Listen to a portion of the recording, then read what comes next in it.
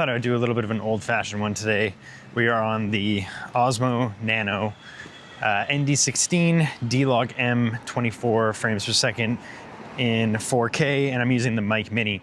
If you are a follower of this channel for the last 7 months, this would be a very familiar look to you. This is what I rebooted my YouTube channel on when I was very overwhelmed with gear. I was overwhelmed with making YouTube videos and just the sheer amount of energy I was putting into things that just didn't feel like they were clicking at the time. So I quit YouTube for a little while, and then I started to really enjoy filming with my phone.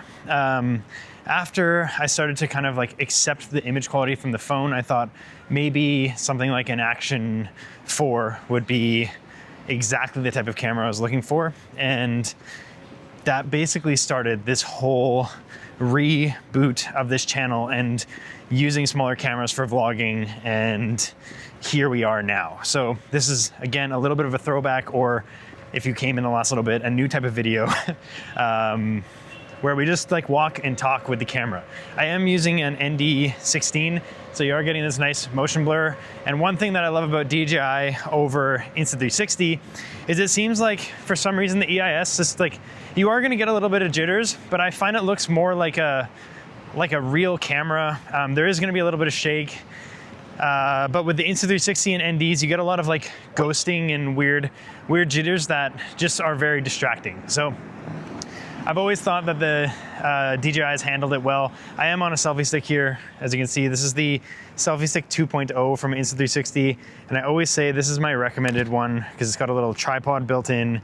It's just nice and tight. It goes a little bit farther, I think, than most tripods. I want to set this up with a little bit of context from where I'm coming from, especially in terms of like why it's so hard for me to decide between the Ultra and the Nano. And I think I've finally narrowed it down to a few reasons, which I'm sure a lot of you can resonate with.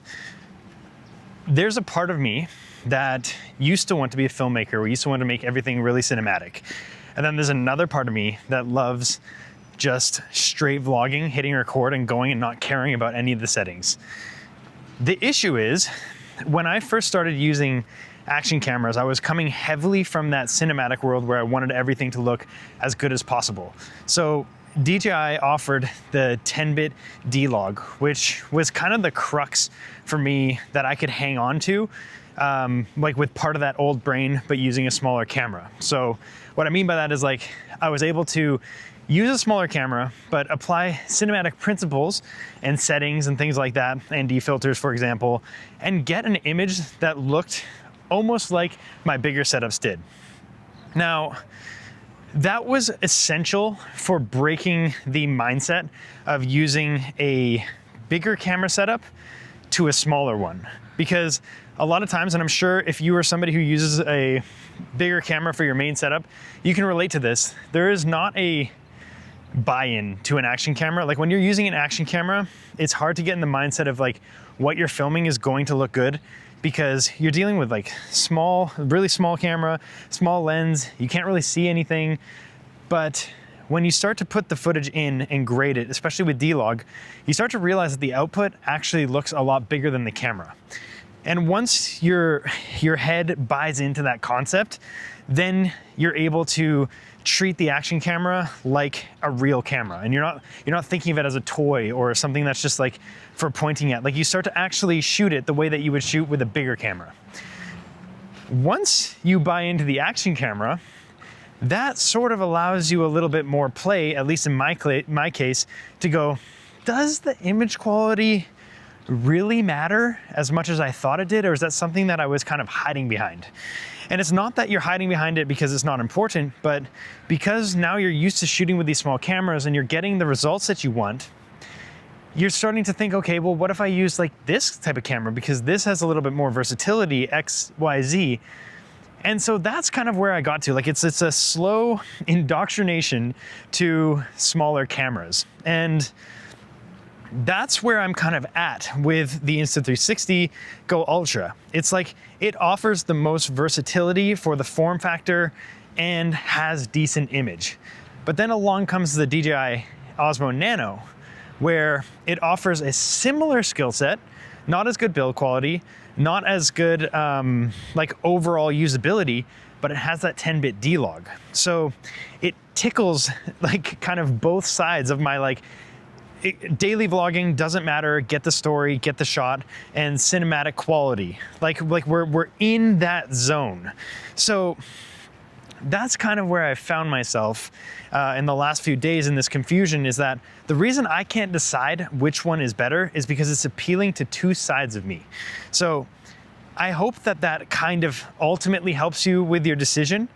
But also, like, I still am unsure, like, is this, like this image and this style of vlog that you're watching right now, is it important to have this look? Because we're really straddling the line of, like, we're removing so much that if you remove one more thing, it's almost like you have nothing. I don't know if I just started rambling there, but does this resonate? Does this make sense? Like, is this answering or helping you think about these cameras in a different way? Because I don't know, to me, when I was like pitted with the Go Ultra before the Nano, like I felt like I was in my bag for daily vlogging type content. Like I knew exactly what to get from it. But then when the Nano dropped, it just like, it tickled that cinematic part of my brain. And I'm like, am I starting to go back to that a little bit, pulling from the vlogging days? Like, am I starting to now take inspiration from daily vlogging and quick vlogging and bringing that back to more cinematic principles to try and find a balance on the other side? I don't know if the pendulum is swinging. I'm just trying to be honest with you guys about where I'm at in my head, and maybe through trying to have this conversation with you, like get a better understanding of it myself. So let me know what you think of all this, if it makes sense, if it resonates, and let's talk in the comments below, because I gotta say, this does feel quite natural, but I'm still not quite there. So thank you for watching. I will see you in the next video. Peace.